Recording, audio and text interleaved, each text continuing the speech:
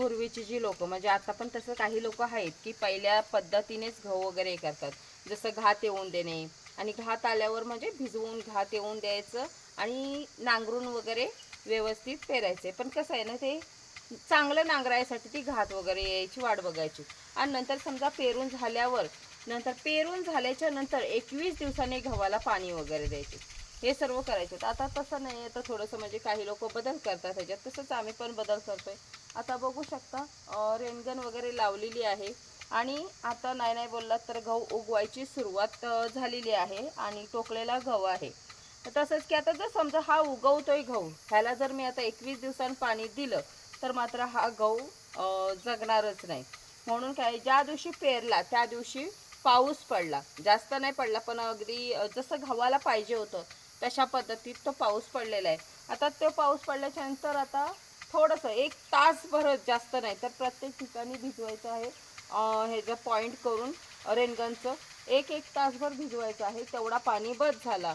आणि हे जेव्हा आपण करतो अशी पद्धत, त्यावेळेला मात्र कसं आहे की आता हे आमची स्वतःची आहे पाईपलाईन वगैरे, म्हणजे बोर वगैरे स्वतःच आहे, पाणी वगैरे त्यामुळे सर्व चालतंय. पण आपण जेव्हा दुसऱ्याकडून पाणी घेतो त्यावेळेला हे थोडंसं अवघड होतं. म्हणून जेव्हा स्वतःची जर पाईप वगैरे म्हणजे मोटर वगैरे असतील, बोर वगैरे आणि स्वतःची पाईपलाईन वगैरे स्वतःची असेल सर्व, तर त्याला मात्र रेनगन वगैरे लावलं की चालतं.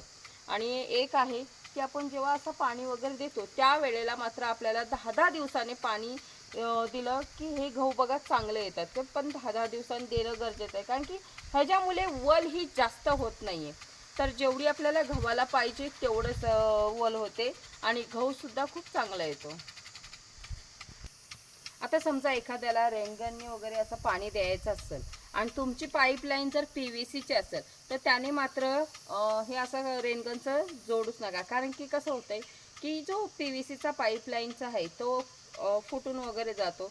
त्याच्यासाठी रेनगनसाठी परफेक्ट जर पाईपलाईन असेल तर काळा गोटा जो असतो त्याचा वापर करायचा आहे. आता हा इकडं मी सर्व काळा गोटाच लावलेला आहे. ज्याने काय होतं, रेनगनचं जेव्हा आपण पाणी लावतो ना त्यावेळेला मात्र काय होतंय, त्या पाण्याचा प्रेशर आहे ना तो जास्त होतो. त्यामुळे आपल्याला काळा गोटा पाईपलाईन करणं गरजेचं आहे. तसंच बघायला गेलं तर आता हे आपण गहू वगैरे टोकलेला आहे. तो टोकल्याने आता त्याचं सर्व खत वगैरे जीवामृत सरी वगैरे कशी द्यायचे ते मी तुम्हाला दाखवेनच. पण कसं आहे की काही लोकांना असं वाटतं की शेती ही आम्हालाच येते, तर तसं नाही आहे. प्रत्येकाचा जो भाग आहे तो वेगळा आहे आणि भागानुसारच आपल्याला खत वगैरे द्यायचं.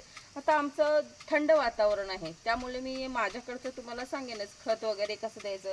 पाणी पण मी त्या पद्धतीनंच देते, कारण की आपल्या जमिनीला किती पाण्याची गरज आहे ह्या हिशोबानंच देते. काहींचं जी जमीन आहे ती तापलेली असते, म्हणजे सतत ऊन असतं, थंडावा नसतो, मग तिकडे खत पाणी देण्याची पद्धत वेगळी आहे. कोण रासायनिक खतावर करते, कोण सेंद्रिय खतावर करते. प्रत्येकाची पद्धत वेगळी आहे, पण जशी माझी आहे ती मी आपली तुम्हाला सांगते. आता काही लोक असे सुद्धा बोलतात की 15 नोव्हेंबरपर्यंत गहू पेरून झाला पाहिजे. तर असं काही नसतं.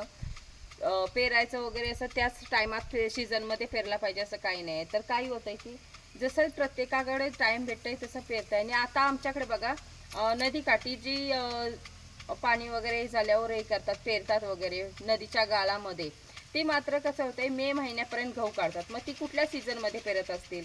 पण कसं आहे ना की प्रत्येकाने पेरायचं असं टायमिंगच आहे असं नाही आहे.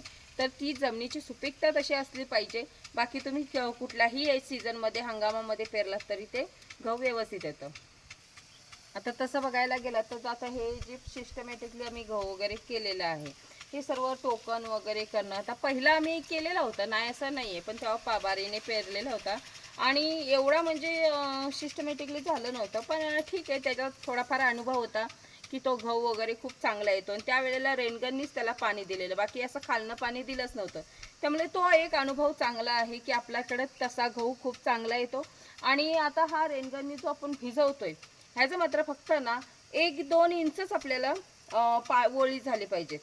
समजा 3 इंच, पण कसं होतंय की तेवढीच ओल ही गव्हासाठी चांगली आहे. 4-5 दिवसात तो पाणी सुकणार आहे. त्याच्यानंतर जेव्हा जमीन तापते त्यावेळेला तो जी उष्णता आहे ती आपल्या पिकाला भेटणार आहे. त्याच्यानंतर मात्र आपलं पीक खूप चांगल्या प्रकारे येणार आहे. कारण की जास्त ओलावा राहिला आणि आता इथं तर थंडीच आहे, त्याच्यामुळे काय होतं जमीन आपली थंड असल्यामुळे जास्त ओलावा राहिला तर त्या पिकाला तसा जोर लागणार नाही. ह्या पद्धतीने हा विचार करूनच आम्ही हे सर्व सिस्टमॅटिकली करतोय. पण कसं आहे ना, आता हा रेनगननी पाणी देणं आणि हे टोकन यंत्राने टोकणं हे सर्व आमच्या इथल्या लोकांना सर्व खेळ वाटते, म्हणजे एकदम टाईमपास आहे असं चाललेलं आहे. पण कसं आहे की प्रत्येकाला जवसर एक अनुभव येत नाही तवसर दुसरा उतरत नाही. तसंच आहे की आता हे आम्ही करतोय, हे केल्याच्या नंतर जेव्हा ह्याचा रिझल्ट वगैरे बघतील आणि जेव्हा माहीत पडेल त्या लोकांना की व्यवस्थित आहे, शिस्तीत आणि पीक पण चांगलं येते, त्यावेळेला मात्र ती लोक अशा पद्धतीने करतील. पण एवढंच आहे की थोडं लेट होईल त्यांना समजायला. आणि त्यांना समजवण्यात तर आपण टाईम वाया घालवण्यापेक्षा आपण ते भले वेडेपणा असू दे, टाईमपासपणा असू दे, पण आपल्याला जे करायचं आहे ते आपण स्वतः करून मोकळं होणं गरजेचं आहे. आता तसं बघायला गेलं तर आता ह्याला जो गहू आपण टोकलेला आहे, ह्या गव्हाला आपण खत वगैरे कसं द्यायचं आहे, आता गव्हाची म्हणजे खताची प्रोसेस चालू आहे की आपल्याला ह्या गव्हाला खत कुठलं कसं द्यायचं. आता स्टेप बाय स्टेप मी जसं करत जाईन, कुठला खत द्यायचं आहे, कसं द्यायचं आहे ते पण मी तुम्हाला दाखवेनच. आणि त्या खतावर म्हणजे तो खत मी पहिल्यांदा कधीच यूज नाही केला, आता फर्स्ट टाइम करते. पण एवढं आहे की मला माहिती आहे की तो खत जो बनवणार आहे त्या खतावरती मात्र हा गहू माझं क्वालिटीच होणार आहे.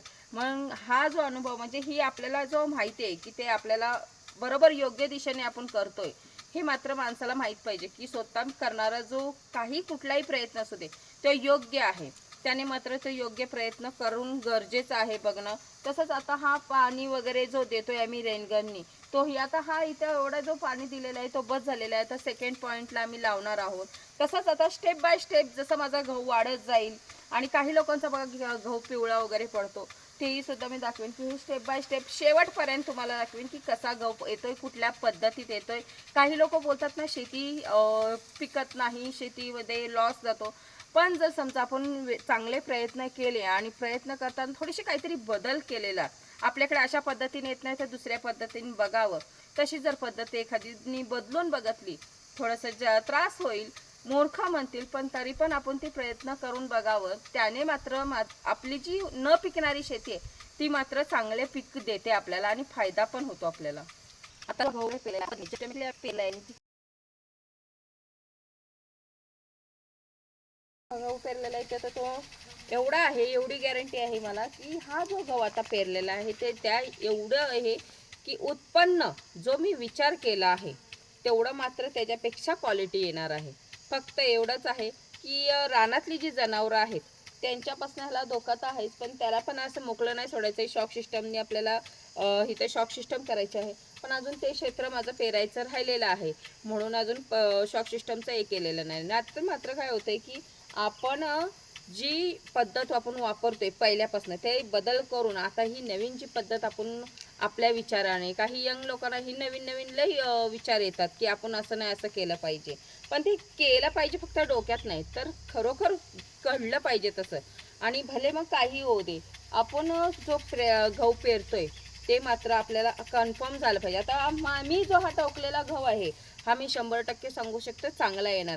फक्त जी रानातली आहे ते जनावर आहे ती तर 100% येणार इथं त्रास द्यायला, पण आपला तोही नियोजन चालू आहे की त्यांचा पण बंदोबस्त आपण करणार आहोत. आणि प्रत्येकाने हा बदल करणं गरजेचं आहे. शेती पिकत नाही म्हणून बसायचं नाहीये, तर आपल्याला वेगळं काहीतरी करून हा गहू आपण, आणि जिथं नाही ना गहू होत आहे तिथं सुद्धा गहू येणार.